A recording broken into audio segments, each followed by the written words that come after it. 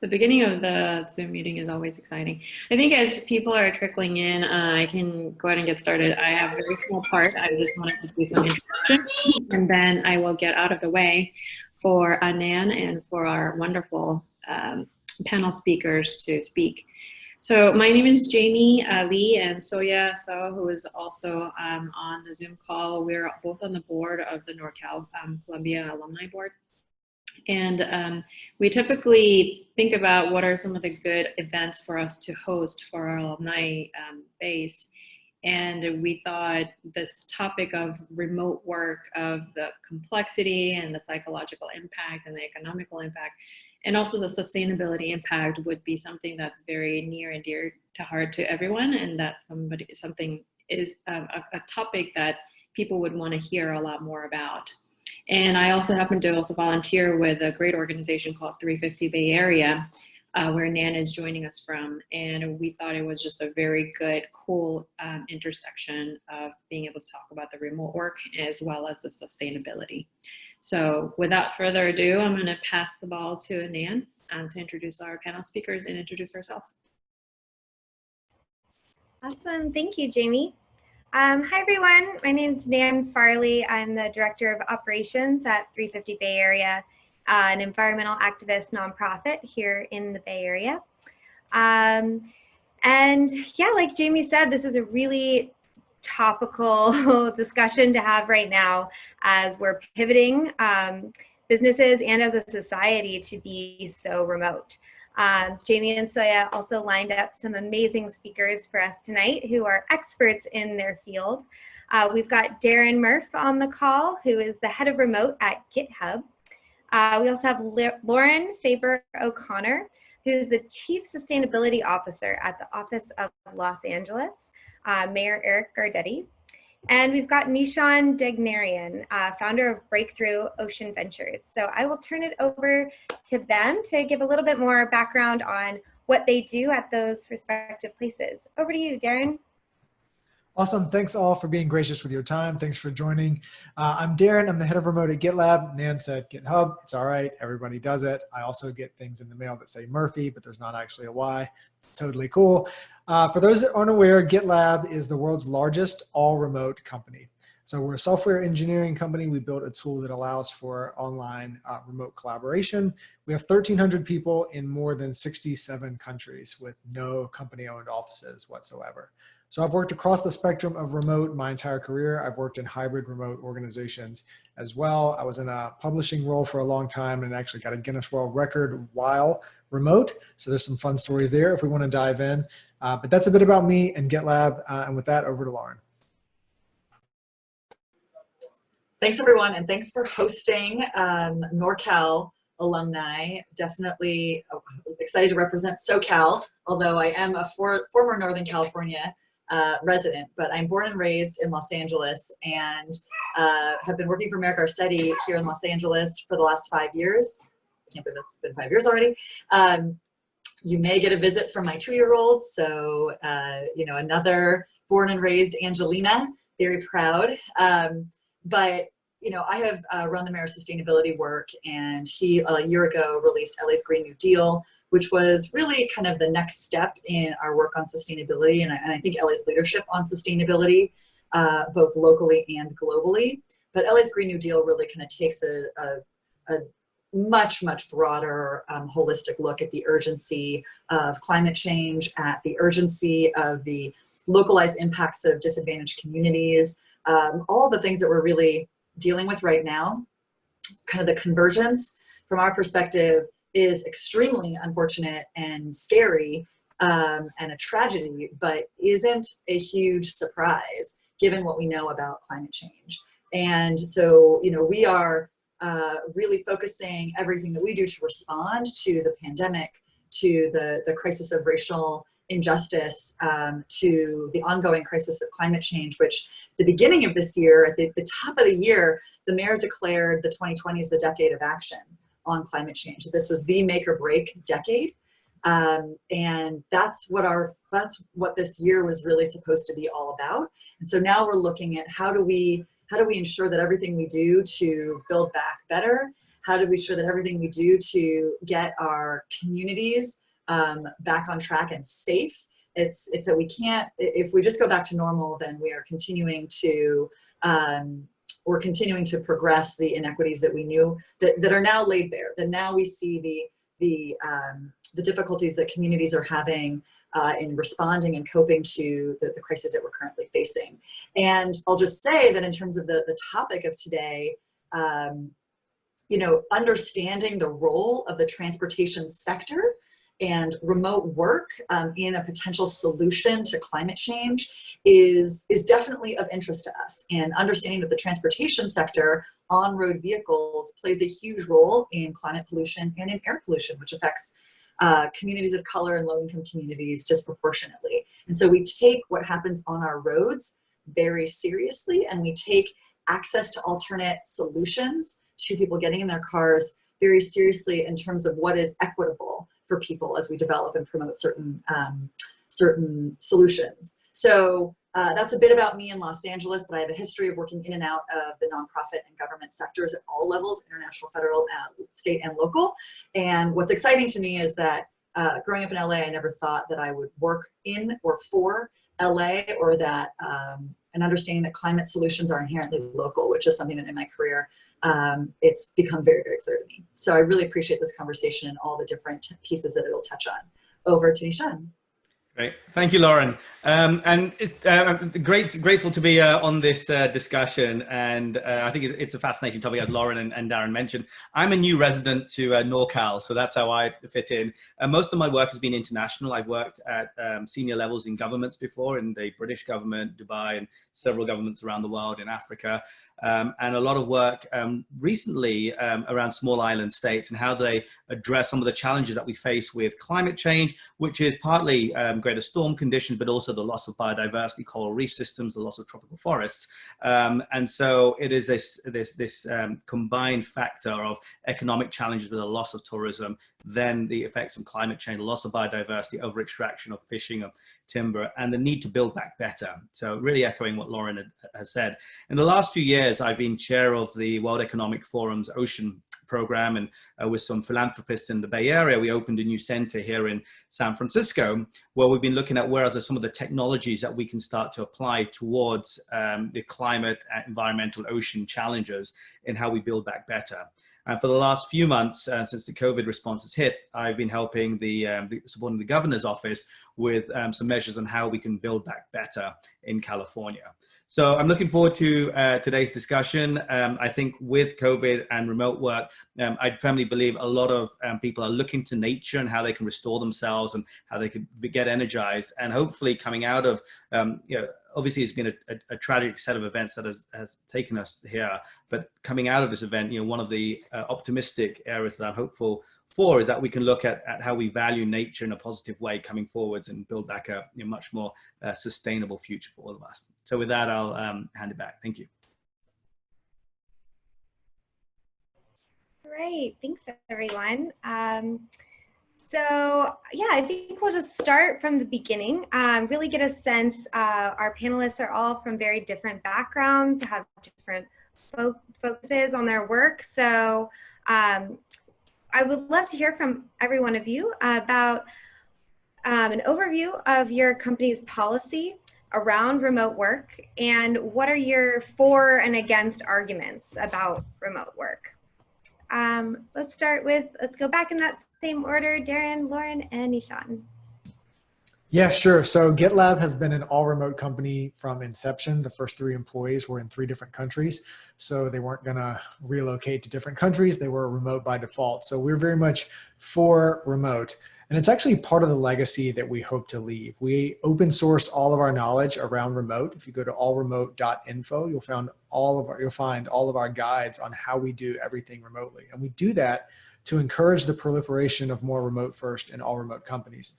We fundamentally believe that there's probably only 2 things that could double the world's GDP in our lifetimes. One is artificial intelligence, and the other one is remote work at scale. When you're able to connect people in underserved communities to meaningful, high-paying work, and you decouple geography from the results that they drive, you you can drive massive, massive societal change. And we believe that the rising tide lifts all boats. And so we're doing whatever we can to help teach other companies how to go remote. And it has been phenomenally successful for GitLab. We're almost 10 years old now. We tripled in size last year. As I mentioned, we're over 1,300 people now. And it makes our team more diverse. We have people in 67 countries, and they bring their genuine, authentic selves to work, and the culture that makes them who they are gets brought into work. That makes our team stronger and more inclusive, and it makes our product better because we have more insights that are pouring into it. And we try to work really hard to address kind of the downsides, loneliness, isolation. We work really hard in being intentional about informal communication.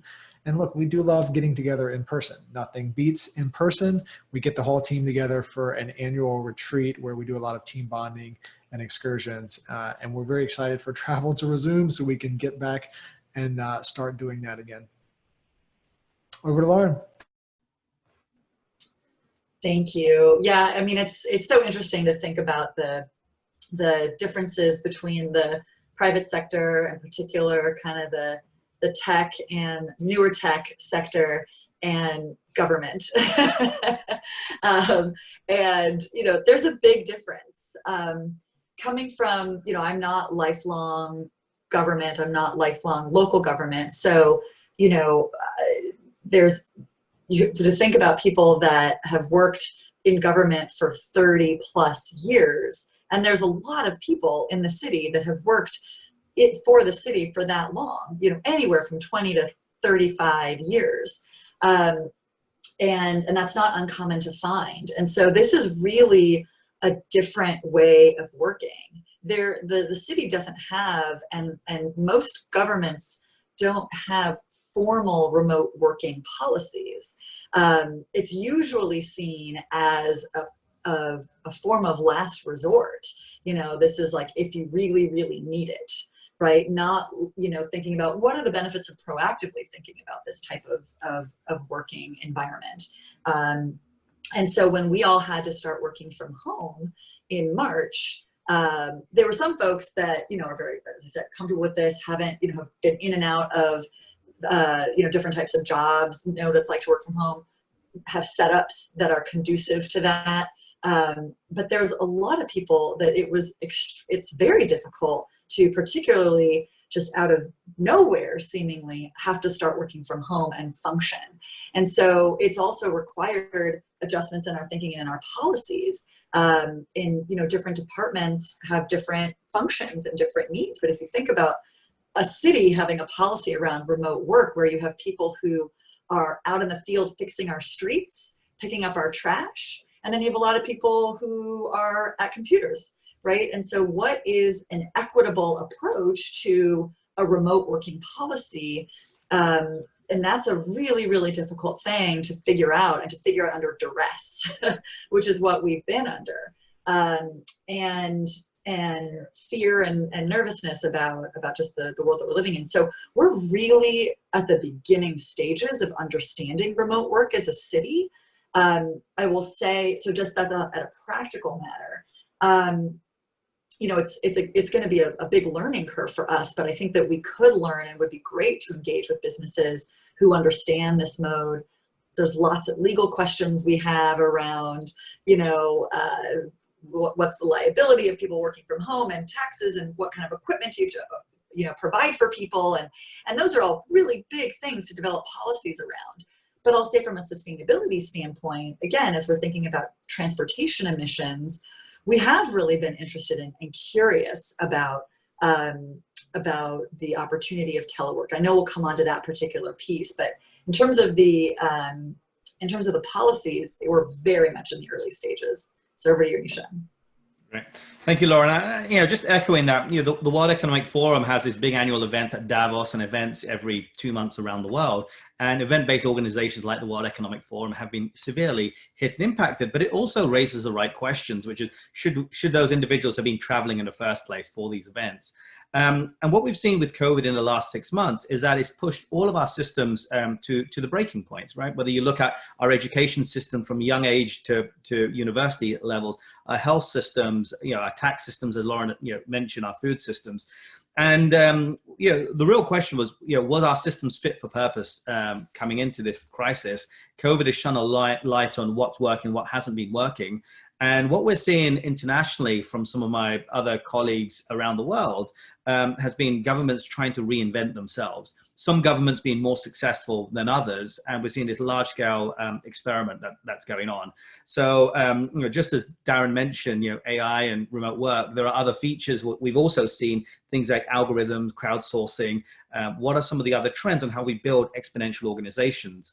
And one of the areas that we've been looking at has been, how do we build back the world in terms of exponential organization that can help us achieve some of our objectives? So on the environmental side, for example, it was never going to be sustainable to continue doing environmental work how we've traditionally been doing that, with physical surveys in certain areas. But now with new technologies like drones, satellites, machine learning, we could rapidly scale up the impacts on where pollution is occurring, who is responsible for that pollution, and then ensure the right sort of fines can be put in place. So, I see this as a, and that could all be done remotely, to your question, Nan. It doesn't need to have somebody physically in place. And so it's an opportunity on how we can build exponential organizations for the future to cope for this larger opportunity that we see ahead of us over the next 10 years. Quick clarifying question, Nishan. Do you see the technology and rapidly scaling it as like Lauren mentioned, under duress? Do you see that as an argument for or against right now? It's interesting. It depends where you look. There are certain governments who've been more effective than others, and I think there is going to be a question of regional governments. To what extent does California or the city of LA move forward in the federal level here? Or in Canada, what we're seeing is some of the provinces moving much quicker than the federal level, for example. And I'm sure some of the listeners on this are from different parts of the world, and they can talk about their regions moving forward. So what we're seeing is an experiment. I think Lauren mentioned that there are a lot of ethical questions around this. So, for example, are there data sets that we're missing out? So who has access to broadband or affordable broadband, or who doesn't? We've seen that in the school system right now. Not everybody has a lap. If you have multiple children at home, do you have enough computers for each child, right? We see that in terms of a quiet space to work. We also see that in terms of what data that we have in terms of sensing data, for example, and is that skewing some of our policies one way or the other based on data collection? So to answer your question, there are certain regions who I think are moving quicker than others. I haven't seen one winning model take place, but I've seen a lot of experiments that are going forwards, and there are some big ethical questions that we'll also need to get our head around fairly quickly as well. Awesome. Thanks for clarifying. Very helpful. All right, I'd love to turn to Darren as head of remote work for a company that's entirely remote. This is pretty novel at this point in time. Some companies have started adopting this, but not as widespread and with such a large staff. So yeah, Darren, could you tell us a little bit more about the competitive advantages that GitLab has gained against other companies by offering remote work? Yeah, sure. And to underline a point that Lauren made, what we are experiencing right now is not forward-thinking, intentionally designed remote work. This is crisis-induced work from home, which even at GitLab, with 1,300 people that are experts at working remotely, it still feels different when you're working from home, in quarantine, in isolation. And we have a good portion of our team that actually doesn't work from home. They actually prefer to work at a co-working space or a communal residential co-working space, a third space, if you will, and they've been kind of forced back into their home. So this is definitely a different environment right now. But going forward, I think remote is the last remaining competitive advantage. If you look in the private space, anyone can compete on salary or title or job prestige.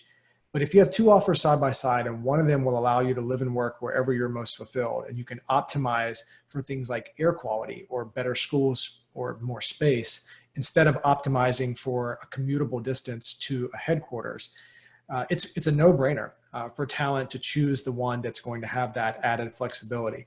It also enables an incredible amount of inclusivity for caregivers, military spouses, those that are involved with elder care. They don't have to choose work over their family and their community. In fact, they can actually be where they need to be to support that community in a meaningful way. And we see it reversing rural depopulation in a major way. You have small picturesque towns that have rich cultures. They've eroded over time as people have left to major urban centers to find work. And now if you can decouple that, you're able to rebuild the small and mid-sized towns while also giving a break to the huge cities like San Francisco and LA, where you look at their public transit systems, they're already under massive amounts of duress. So it frankly wouldn't be the worst thing if some of those people go and find communities that are more meaningful to them. It will actually alleviate some other problems that a lot of cities are having right now. So when you open that recruiting funnel to the world, and the world, you can really recruit from the world, you have a massive competitive advantage. But to Lauren's point, it requires a lot of intentionality to get this right. A lot of infrastructure has to be set up. There needs to be cultural buy-in from a leadership level. It's a massive, massive organizational and operational change. And for it to be done well and to create a team that thrives in it, it really needs to be built with some special underpinnings that allow for great communication and great collaboration, even though no one is in a centralized office. Great. I know you mentioned you actually have a program at GitLab that encourages people to do more in their community. Would you like to talk about that? It sounded really cool. Yeah, absolutely. It's one of our sub-values where we encourage people to take time off for causes that are meaningful to them. And we see that happen all the time. One of the great things about GitLab is, sure, we do virtual happy hours, virtual trivias and things like that to build bonds. But what we really encourage is for people to take time off of work and invest in their local communities and then share that back in our team-wide Slack channel. And so there's a continual camera roll of photos and videos and stories of people that are giving back in various ways in communities all over the world. And as a team, it really builds relationships and builds bonds amongst us when we're able to see what other people are doing in far-reached corners of the world, because they're able to live in a place that is meaningful to them. That's awesome.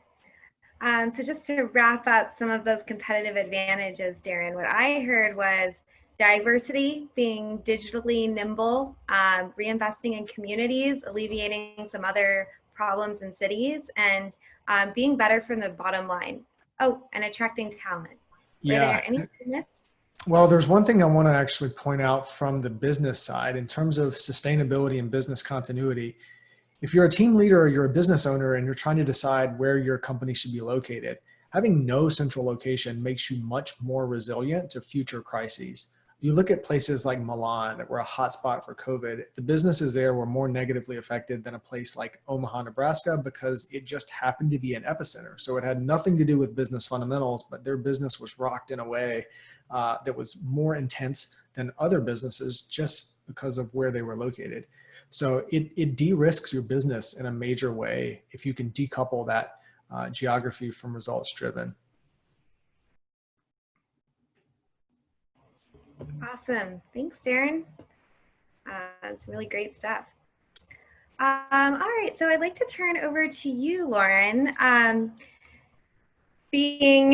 know you've touched on how it's a really tricky situation with the city of Los Angeles, especially for your role leading a lot of the sustainability work.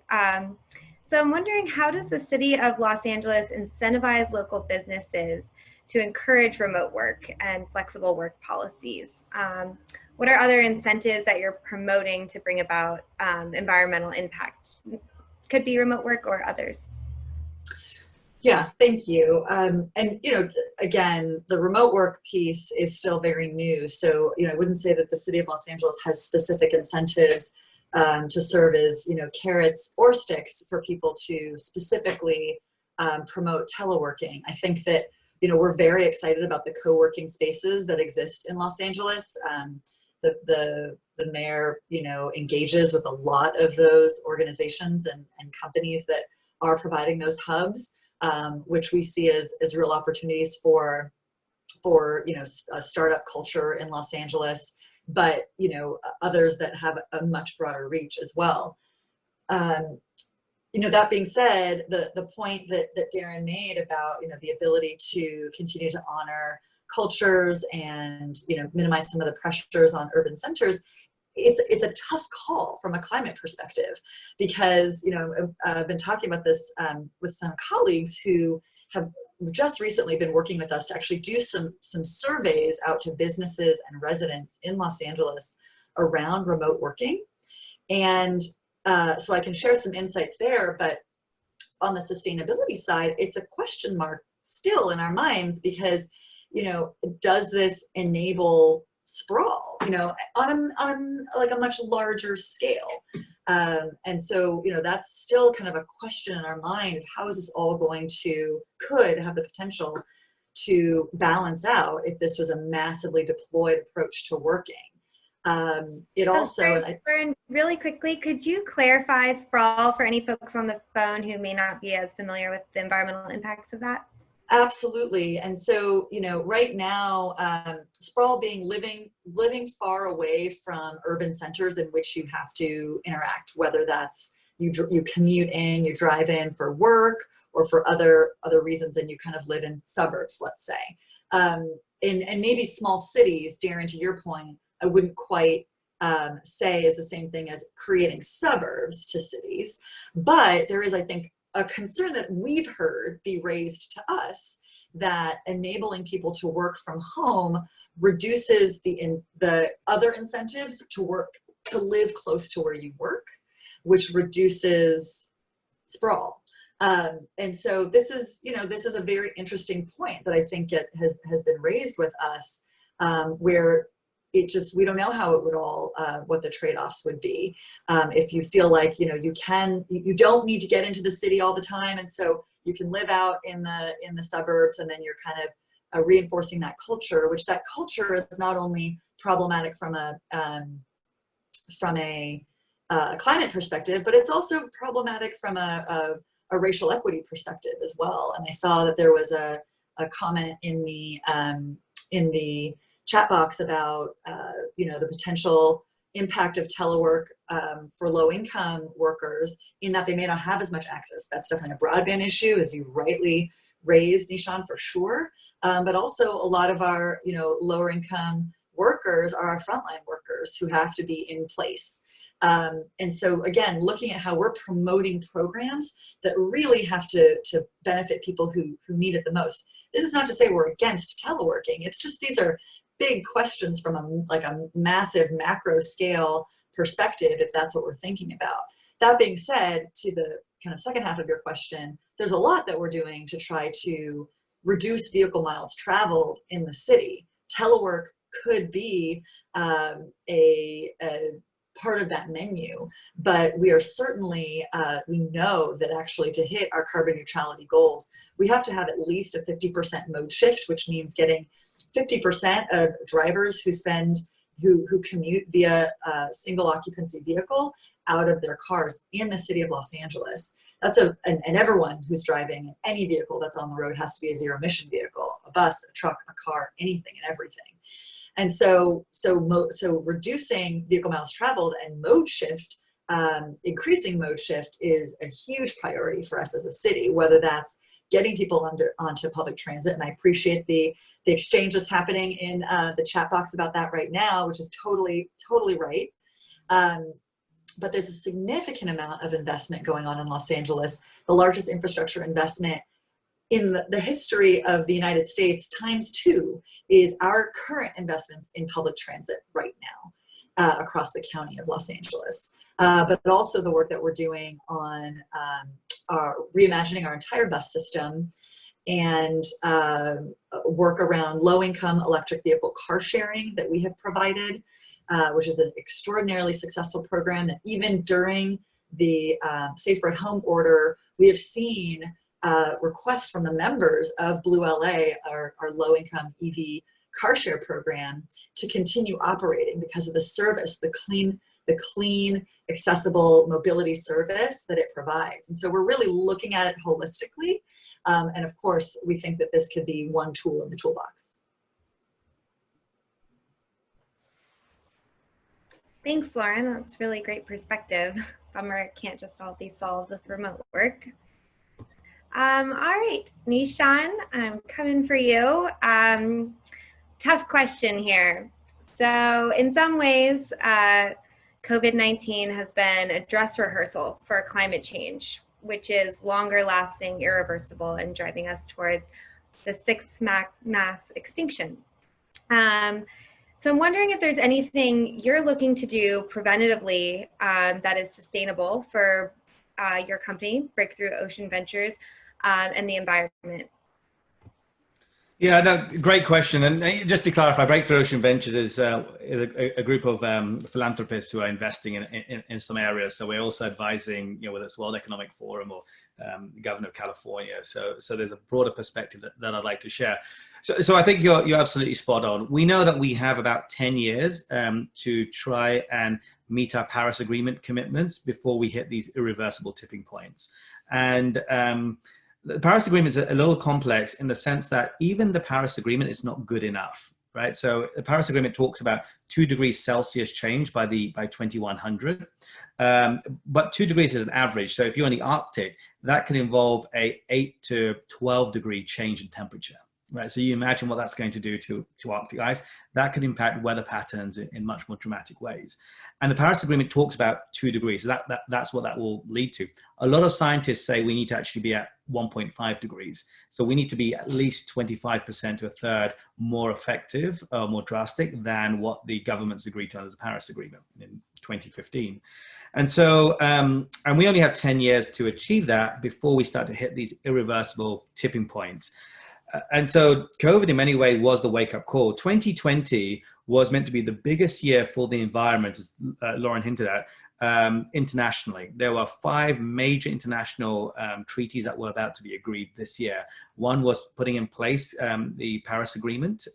2 on biodiversity, how do we look at biodiversity? 3, a big treaty on the high seas, which is half of our planet, and how we protect the biodiversity within the high seas. So there were several big treaties, and COVID has disrupted them. But it raises the question, if something like COVID can impact us, are we prepared for other big challenges? And we know that COVID, one of the causes for COVID was humans' relationships with nature. Right. So, and that's multifaceted. That could be on how the zoonotic disease, whether it occurred from a bat or not, through wildlife, wet markets, entered the human system, but also airline travel, air quality, pollution that exposed certain vulnerabilities. So the way that humans were interacting with the planet was not sustainable. And so this in many ways is a wake-up call that when we build back coming out of COVID, we do need to build back better. Remote work is one facet of that, but there are a couple of other important pillars. Absolutely, the biggest stressor on the planet right now is the increased heat that we are receiving, and so which is driven by the greenhouse emissions that's warming our planet. So how we transition to more sustainable fuels, either for vehicles or energy, has to be an absolute critical path. Number 2, one of the big drivers has been our food systems. The consumption of protein, particularly beef, has been a big driver of about a quarter of methane emissions. And so the plant-based revolution that we're seeing, a lot of which has occurred in California, maybe Southern California, but spreading across the country, has been a big driver on how we rethink some of our food systems emerging from this crisis. And so what we're pleased that we're seeing is that there are certain governments willing to move forward with much bolder actions. So the British government last week announced a major set of packages on how we could build back with a more ambitious set of policies to have a green recovery. The European Union are having a very active debate on this right now. I think the challenges are going to be in countries like India, like Brazil, and of course the federal level of the US, where those debates just are not happening, or the stimulus are going to some of the wrong sectors that will not be sustainable longer term. And that will be one of the big questions. And I think the other one to put on the table is the question of China. And China is the US media portrays China in a certain lens. But what we're also seeing is that China has made some very bold and ambitious statements on climate and biodiversity. And so I think there is going to be a question to what extent China and Chinese technology will be a driver for change over the next 10 years, because China will be one of the big swing states for whether we achieve our climate objectives or not. Wow, that was great. I actually just want to clarify there because you really covered everything from food systems, transportation, technology, global treaties, country responses, governmental policy. Do you want to touch at all on like what businesses might be able to do more preventatively? Absolutely. So the climate narrative has often taken the headline, and people just think in terms of whether it's carbon or methane. But we have what we call 9 planetary boundaries. And those planetary boundaries of what we need to live within a stable planet that we see around us. And this includes, fresh water usage. This includes biodiversity and extinction. It doesn't mean global extinction, but it can mean local extirpation. So if you lose, for example, honeybees in a certain region, it could negatively impact harvests and blooming flowers and pollination. And so that could be equally detrimental. And so when we look at these 9 planetary boundaries, a lot of these are linked to our economic system. There are several measures some businesses are starting to look at. And so I would categorize this depending on where you are in the innovation spectrum. Some of the big traditional businesses have a large footprint. And there was a big measure that the G20 announced called the Task Force on Climate Disclosure, where businesses like Walmart or any of the big S&P 500 should be announcing what their carbon footprint is. And Darren, I'll be curious to see what GitHub's kind of proxy would be for that, because it's an interesting model from a remote perspective.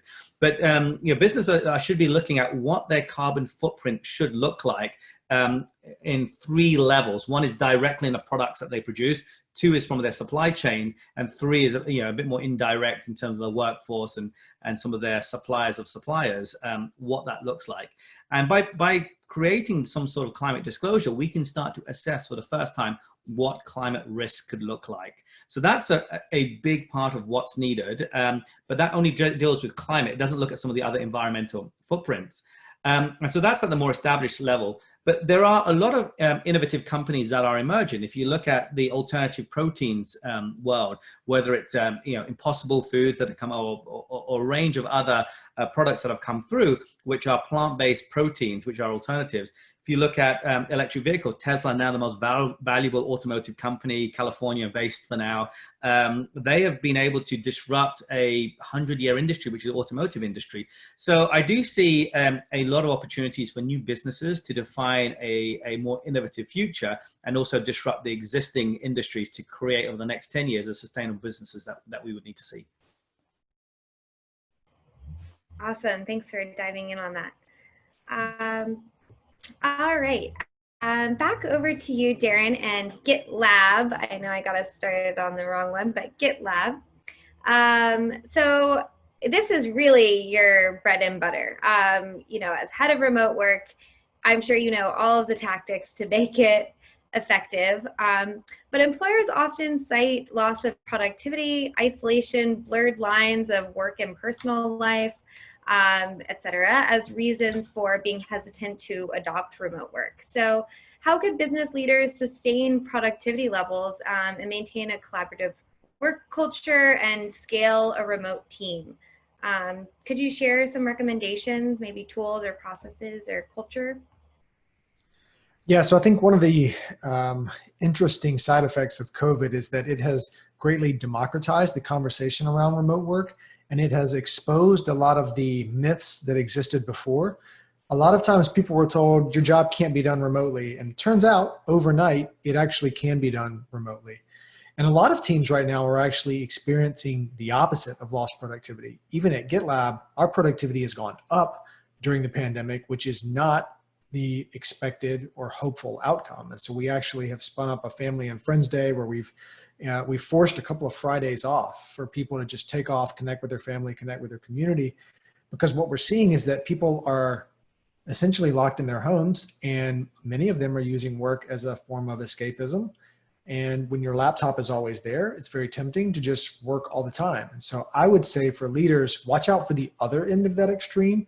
Make sure that you're intentional about modeling what taking time off looks like, even if you don't go anywhere. Be sure to disconnect and encourage your team to do so, because the risk for burnout when you consider this new remote dynamic coupled with the realities of the pandemic, they're very high right now. So I would be on the lookout for that.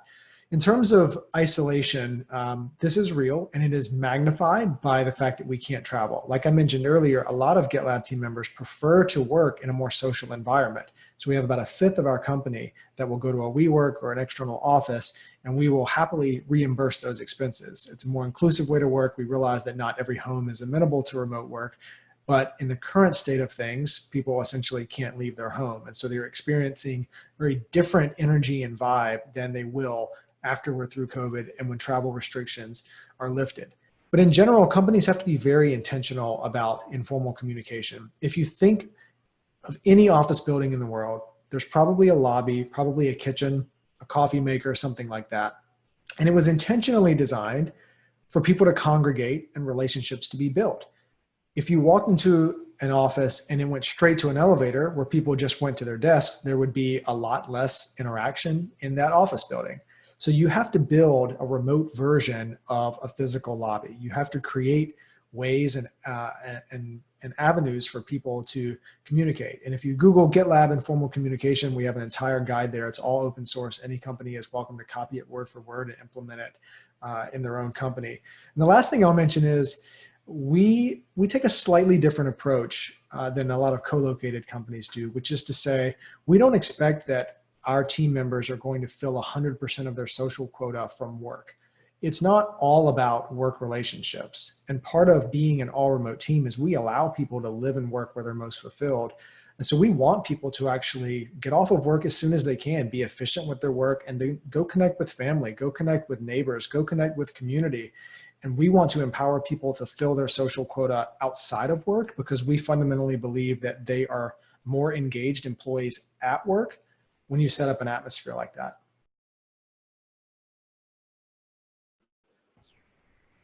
Great. That's great to hear that you haven't had much loss of productivity. An amazing use case.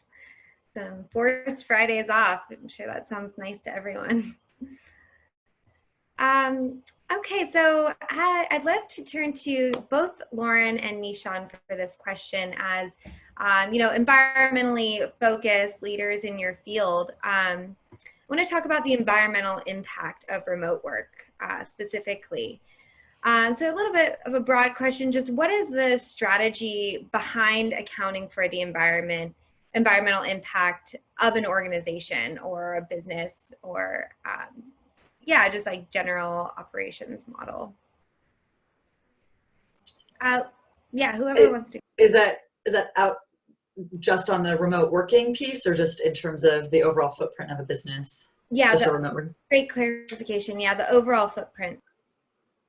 Oh, well, there are protocols for that. I mean, there are specific methodologies that are created to help businesses, governments account for, go through and account for emissions that they are responsible for or have influence over.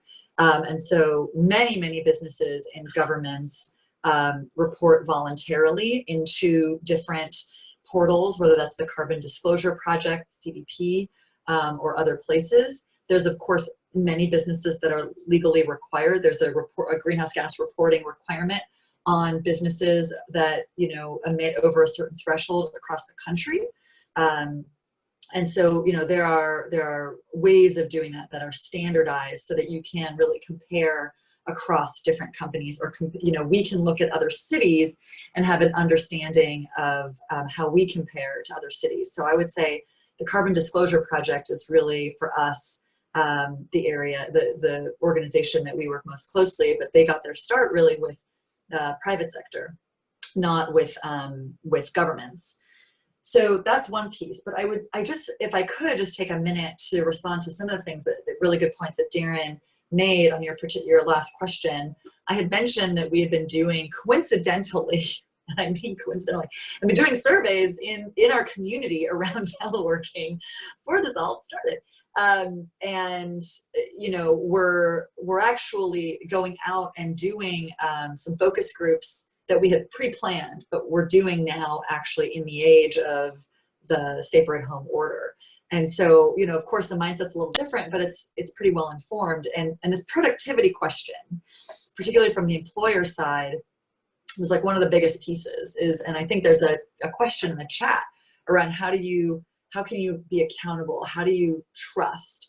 And that's like one of the really important things to overcome, is for you to feel like your supervisor trusts you to work from home. And that actually, employers have been forced to go through that experiment. And I think what we're seeing is that, as Darren's saying, productivity is not as severely impacted as what was just sort of assumed would happen if people, were able to kind of work quote unquote unaccounted for at home.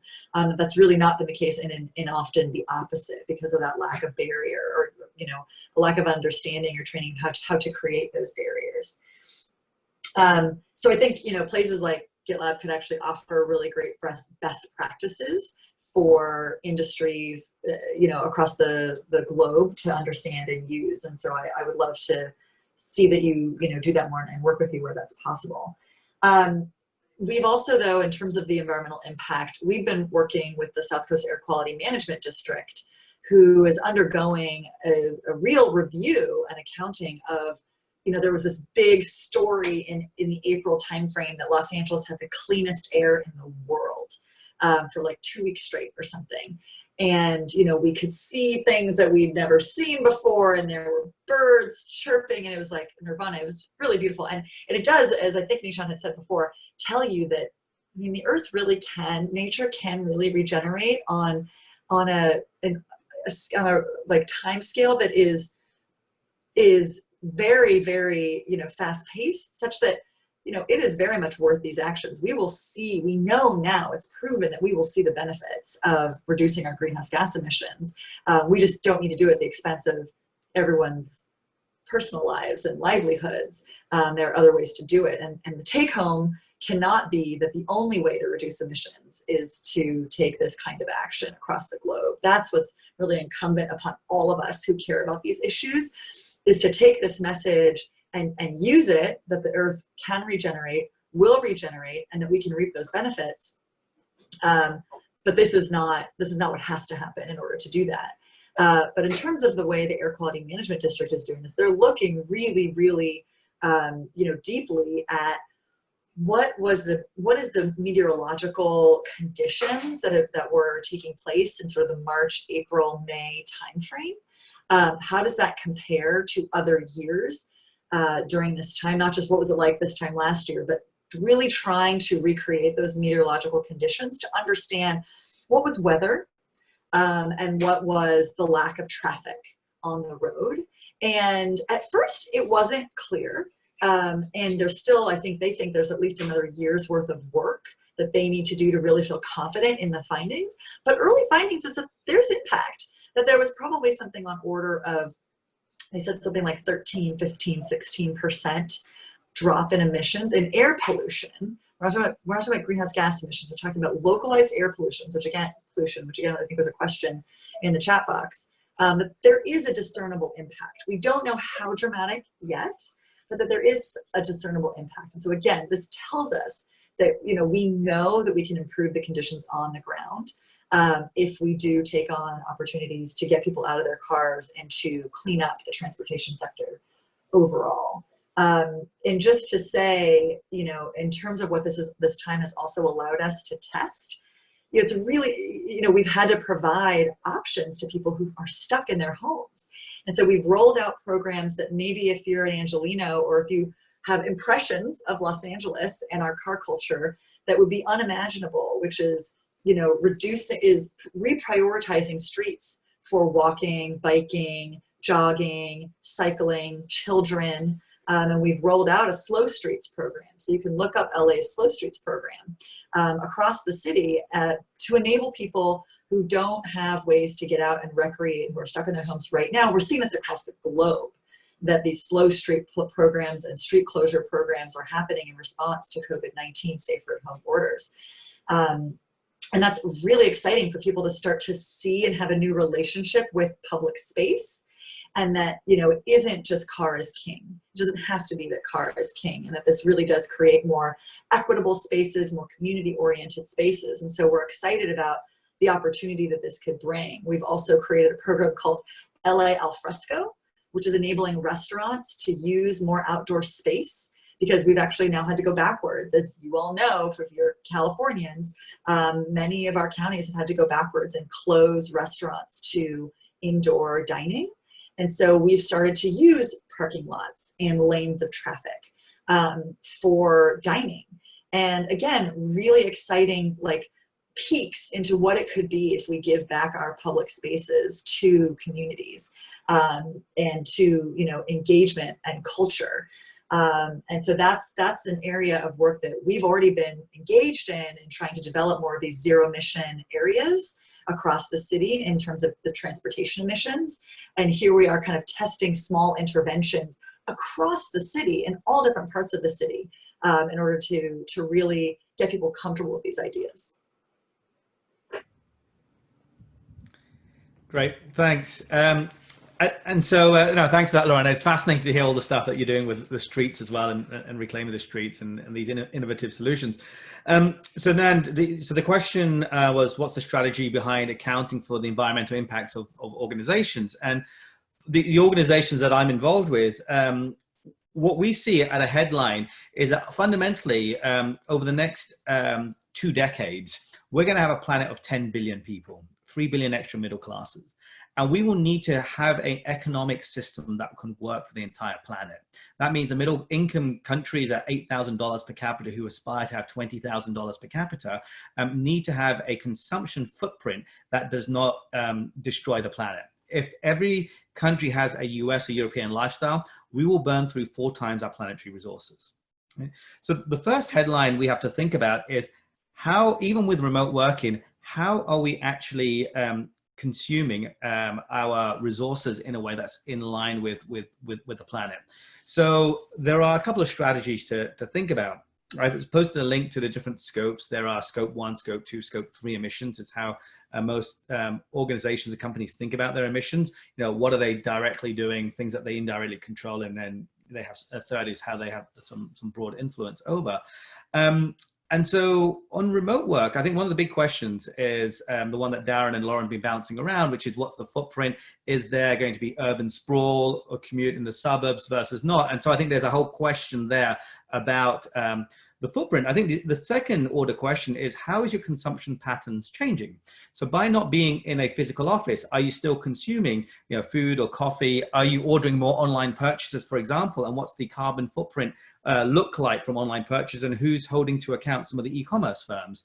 And then the third area, which Darren you might find a little bit controversial, but we've seen in some of the AI companies, is what is the remote work being used for? So for example, if somebody, I'm making this up, if remote work is being used to sell more oil and gas, for example, is this something that is, you know, reducing the carbon footprint or not? And in AI, what we've seen is that the ethics of how AI is applied is absolutely relevant. And we've seen protests at Google and Microsoft and other big companies on how that AI is being applied. And so there's going to be at some stage a second or third order question, which is remote working for what end?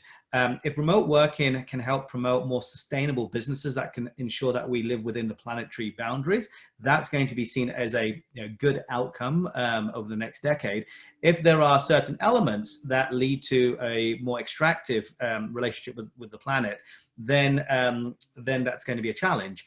Now, I know the argument would be, well, remote working is a neutral platform and it's not for us to determine what happens or what doesn't happen, but there may be certain metrics that we can start to shine a light on to see which are the organizations that are pushing more remote working versus not, and can we find a more sustainable consumption pattern as a result of remote work, and when you look at everything in its totality. Can I just add one piece here that because I completely agree with what you're saying, Nishan. I think it's really, really insightful pieces. One of the things that just, again, anecdotally right now, colleagues of mine that travel for work predominantly, that are on the road, their carbon footprint as individuals, and so the companies, whether those are consulting firms and things like that, that is very, very high carbon footprint if you're traveling. But it's also, it was an interesting observation in there, this question about productivity. I have colleagues that I've been working with that have said, because I'm not on a plane all the time, I have been able to have so many more meetings and conversations and talk to so many more of the people that I'm, on the projects I'm working with, because I'm not constantly on a flight. And, so when you think about, there could be use cases for teleworking, or the technology that supports high quality teleworking that can replace some of the high carbon footprint activities in the business sector, in particular business travel, where I think we've learned over the last few months, there's certainly things that are a shame that we've lost. There's certainly events that, when push comes to shove, there's nothing like being in person, even to discuss climate change. If you got to fly there, there's value. But it's also shown that it doesn't have to happen all the time. It doesn't have to just be assumed that you need to fly to be in that meeting, and that meeting will be productive and successful only if you've done that. And so I think that is a really exciting potential learnings as it relates to cost savings, and certainly a huge greenhouse gas footprint savings. Awesome, thank you. It's really interesting coming from an environmental perspective myself. Well, we've got just a great amount of time for Q&A. We've got 13 minutes. If you haven't dropped any questions in the chat, our amazing chat moderators are taking in your questions and sending them to me to ask our panelists. So drop those if you have any, and we'll try to get to them. I already have one on deck for Darren. Somebody was wondering, how can remote work be accountable? It seems that remote work is spotty. Everyone in such an endeavor either succeeds or with tremendous satisfaction, or fail miserably. Can you comment on what methods of accountability would be exercised for remote work? Yeah, it starts with less about accountability and more about empowerment. You have to realize that if someone is thrust into their home to work from home, but they weren't given updated equipment, they weren't given any additional funds to build a workspace that is healthy, ergonomic, and enables them to focus, if they don't have the right software that they need to collaborate with their teams, essentially they are in a suboptimal situation. So it would be impractical to assume that productivity in the office and productivity out of the office will be even remotely close to the same until that effort is made from the company to equip them with just the hardware and workspace they need. Then on Well, top their kids of that, are home from school, by the way. that is another reality for parents and for individuals that are now working from home with another significant other or more in the home, and then kids on top of that, potentially homeschooling. This, again, is not an ideal workspace. It's not even a humane workspace. So the expectations most definitely have to change. And a lot of managers were never trained to manage or even function in a remote environment. And it's very different. I spoke with a senior leader today who said, I've spent 18 years perfectly dialing in my day, from my morning routine to my work routine to my meeting routine. And now none of that matters. I have to completely reinvent myself 20 years into my career. And I didn't see that coming. But companies are now going to have to invest in managerial training, because it's just a fundamentally different way of conversing with people, of connecting with people. And you're also going to have to look at tools. If you're trying to run a remote team just using phone and email and the occasional ad hoc meeting like you would do in an office, it will be very difficult. At GitLab, we use GitLab, the product, as the heart of all of our collaboration. It's a tool that's built for asynchronous, and we use it across the team. And for companies that don't have a centralized place for that, there's not a single source of truth for where work happens, it's going to be very difficult to do outside of the office. I just want to remind people that this is a transition. There was a beginning to this, there will be an end, and we're in the middle. And the middle is very murky, and that's where character is built. I see a lot of companies get really frustrated that they can't go from zero to mastery overnight, but that's the wrong perspective. Most companies are in phase one of remote adaptation, which is essentially pressing copy on the office environment and then trying to paste it into the virtual environment, which is not the ideal way. to utilize the remote environment. But it's okay if you embrace it as a journey of iteration and you just work to make your team a little bit better, a little bit more cohesive, a little bit more in sync week over week, and set quarterly goals on getting better at remote. That's a much better approach. You got to remember, this is a complete organizational overhaul. So the expectation should be much longer term than I think a lot of teams are looking at right now. Thanks, Darren. That's really helpful. I think people are feeling a little, nervous about all these changes. So that's good to hear. Okay, I think this question could either apply to you, Lauren, or Nishan. So whoever wants to take this one on. The question is, are we seeing a stronger push for the Internet of Things infrastructure in current cities since there's less distractions these days and more remote working? Lauren, do you want to give the lay perspective first? Sure. So just I want to make sure I'm understanding the question. Are we seeing more of a push on the Internet of Things, like under this recent conditions, or? Yeah, I think so, because it says there's fewer distractions and more remote working. So I guess probably Internet of Things for remote work and then also for leisure. It's funny. I mean, I think at least from the perspective where I sit, I think it's still too early to know, because I don't know that distractions are necessarily less right now. As Darren said, people are working in really, not really, many people are working in suboptimal environments. I think a lot of that has to do with, having ad hoc workspaces. I can't tell you the number of colleagues, counterparts in other cities that I talk to them and they like pan around where they are and they're literally in their bedroom with shoe boxes propping up their computer, and they've been doing that for 4 months. Okay. And so, it doesn't, and they're homeschooling. And so they're actually competing for Wi-Fi bandwidth with their kids who are at school, and so I don't know that there has been a lot of opportunity yet to dabble and see what else could work, and the benefits of like really doubling down.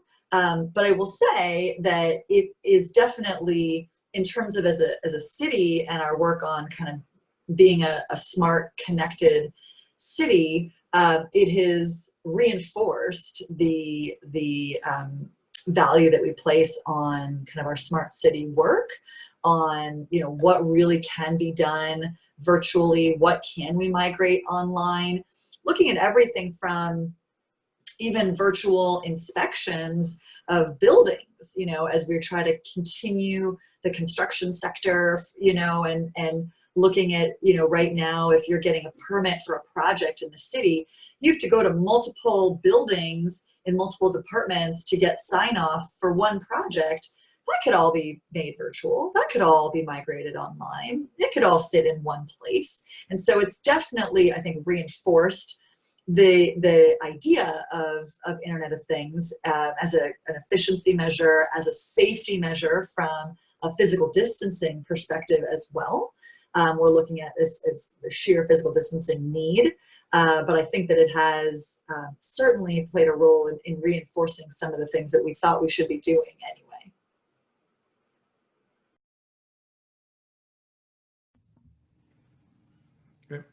Sorry, Nan, do you want me to answer the same question? Yeah, if you have anything to add, we'd love to hear it. No, I mean, I think I agree with both Lauren and Darren. We're in a first phase of what we're seeing, and I think Lauren mentioned this. A lot of changes have happened under duress, where infrastructure is the existing infrastructure that we've had. There are certain governments who are trying to look at things like 5G and other technology that can enable IoT, but I think many governments are just not prepared for that now. There are budget constraints. There are other challenges. And so that might be part of phase 2 or phase 3. And what's the initial reaction they've got on top of, but we haven't seen that yet.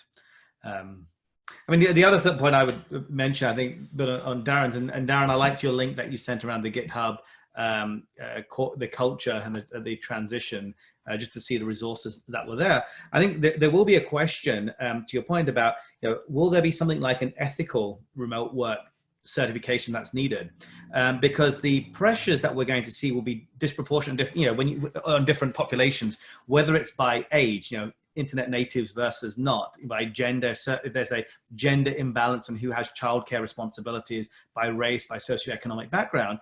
And to your point, Darren, about certain companies may not be given the infrastructure, whether it's the bandwidth or the tools of transition. Can this be effectively a rating scale on ethical remote work? And it will eventually extend into what will that remote work be doing? Is it around generating new ethical products or services that the economy needs in the future? So that's the only other thing that I would add that could be an interesting opportunity. I'm sure you just get one thing this. just one thing to observe in this conversation is, once we do open back up, I'm so curious, even from my organization's perspective, and people are asked to come back in, and that will start to happen as a transition, not right now, but that will happen in phases. We will have a reckoning, because despite these sort of unfavorable, suboptimal conditions in which people are working from home, I think on balance, again, from the focus groups that we've done in the community and anecdotally across the city, and I've participated in working groups for management across the city on remote work, is that people want to preserve the opportunity to continue doing remote work. It's just how. And so I think that's going to be a really interesting reckoning when it comes time to get serious about what this really could look like.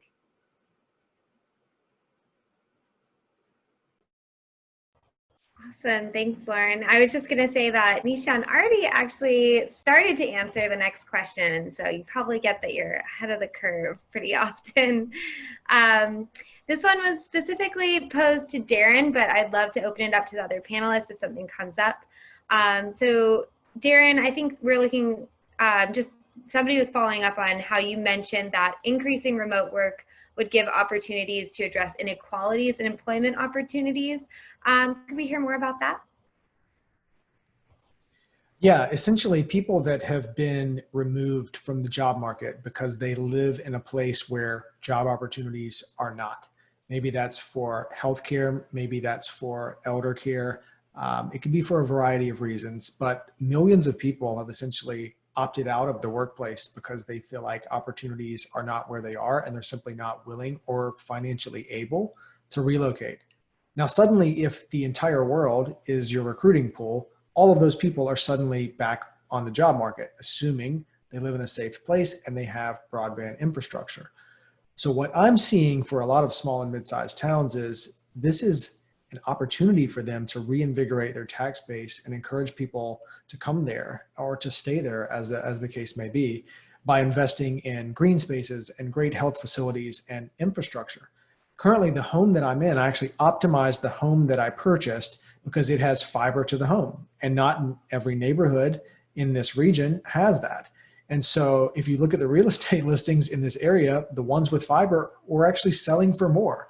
If you look at the real estate listings, they list fiber above things like granite countertops and hardwood floors. It fundamentally changes the economics of an entire town or city. So instead of lobbying for a skyscraper to come and a corporate to come bring a lot of jobs, you just build great infrastructure and you make a very livable city, and then you invite people to bring their own jobs. That's a second or third order effect of this, but that's a huge game changer. And for a lot of towns that are struggling on, well, what do we do to bring jobs? You look at something like building a skyscraper or just building a green space and building infrastructure. One of those sounds a lot more appealing to me than the other.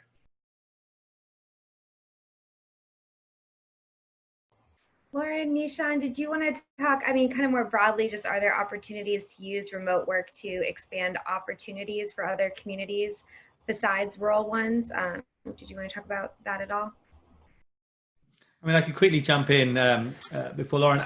A lot of my work has been with underrepresented communities, whether it's small island states, parts of Africa, and they've often been disconnected from the mainstream cities, from the Londons, the San Franciscos, the LAs, and New Yorks of the world for various reasons. One, it's just very hard to get to. Number two, there are real visa constraints, as we now know. And so can remote work be used as a way to be more inclusive to some of those communities internationally as well, and have access to whether it's the skill sets, the knowledge, and job creation, whether it's creativity or other skills that they can offer. So I think looking at this with a really open lens, and I think there's probably some work to be done to say, okay, how can we be truly inclusive as a global movement, and remote work really brings the world together. I think there's an opportunity there. I think they've covered it. Oh, that's great, because we have 5 minutes left. So glad to hear that we're really covering all of our bases. All right, so this is our last question. So coming from an environmental activism nonprofit that works locally, we're very solutions focused at 350 Bay Area, looking at what individuals can do collectively to address this massive issue of the climate crisis. So are there any references or guides that any of you could recommend for the audience that we could learn more about what can be done to reduce our carbon footprint or take collective action to do so, not just our individual actions? In terms of this, I could take a first go, and then I'm sure Lauren and Darren, you'll have more specific. I'm a newcomer to the Bay Area, so I'm still trying to see what resources exist here. There are a few interesting observations. I do notice that there's not as much accountability, for example, on e-commerce firms on what the overall footprint could look like. And there is a great history of consumer activism here in the Bay Area, where we are in Northern California. So I think it would be interesting to actually start seeing, can pressure be placed on e-commerce firms to actually account for some of their carbon footprint, and also the provenance of some of what they're selling, whether it's seafood, the provenance of seafood or certain products. I think number two, what I'm seeing is that a lot of individuals are very sensitive about what they are purchasing, whether it's sustainable, organic, or farmers market products. And so it'll be interesting to see whether there are steps that can be taken, or whether there's some guides there on, by procuring locally, you reduce the broader carbon footprint and other environmental harm that's being created. And then third is just keep an eye out for new innovative companies that can build new solutions. We're going to need radically new solutions over the next decade. It's a multi-trillion-dollar opportunity on how we manage our water more effectively. How do we manage wildfires? And so there'll be new industries that we've never heard about before emerging, whether it's from synthetic biology or other sectors. And so I think that's given that this is a Columbia alumni group, that I'm sure there are a lot of individuals who are connected to look for these new opportunities and help these new companies emerge and grow. And that will define the next decade of opportunities in my mind.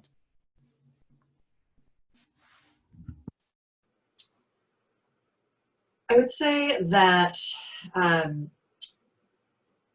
first of all, I would hope that LA's Green New Deal provides a pretty good kind of template for action, not just at the city level, not just at the government level, but because it really does look at everything from the energy that we consume, or the efficiency with which we run our buildings, the way in which we conserve or use water, what kind of water, our food systems, our the resilience of our urban ecosystems and our relationship with green space,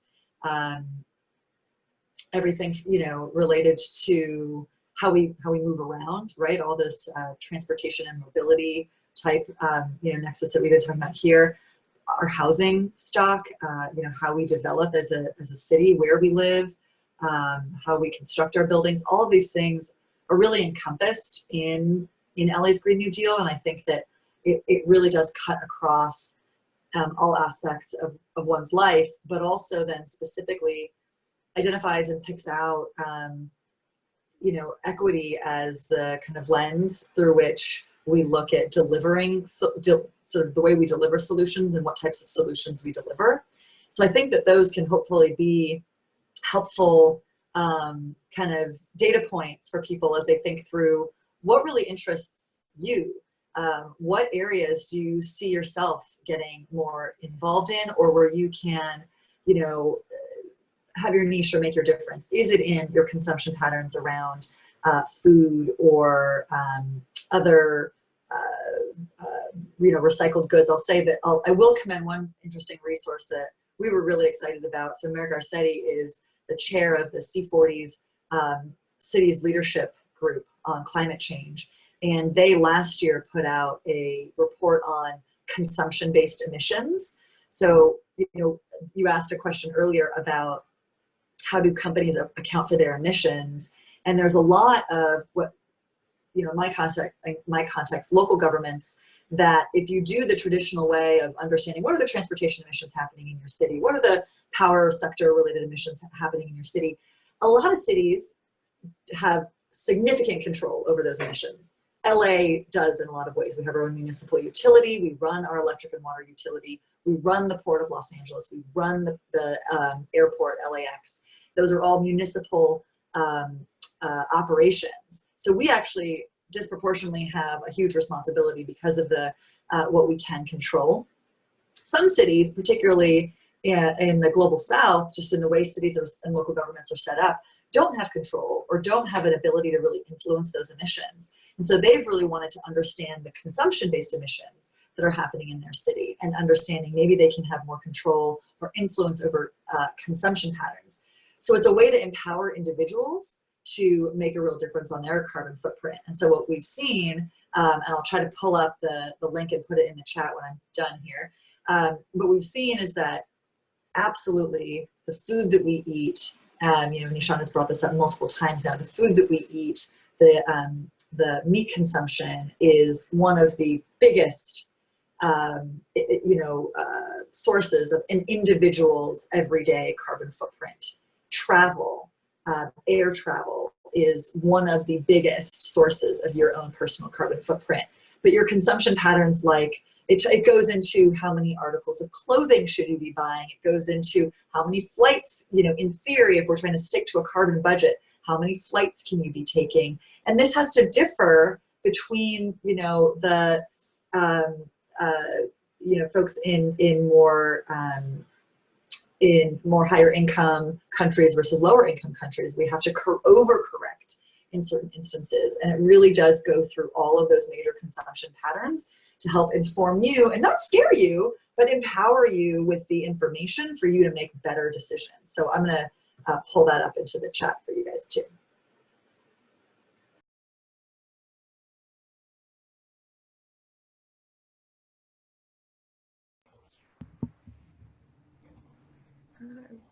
Great. Darren, did you want to add anything there?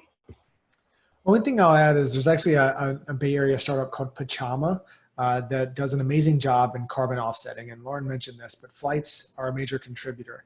And for all remote companies that fly their employees together for team bonding activities, one thing you can do to combat that is work with a company like Pachama to offset your travel. Because we're all remote, none of us have to drive cars, but some people do choose to for co-working spaces. And of course, there's generally speaking more air travel than with other companies. But thankfully, there are companies that are invested in offsetting that and working with a new wave of remote first and all remote companies to help combat that.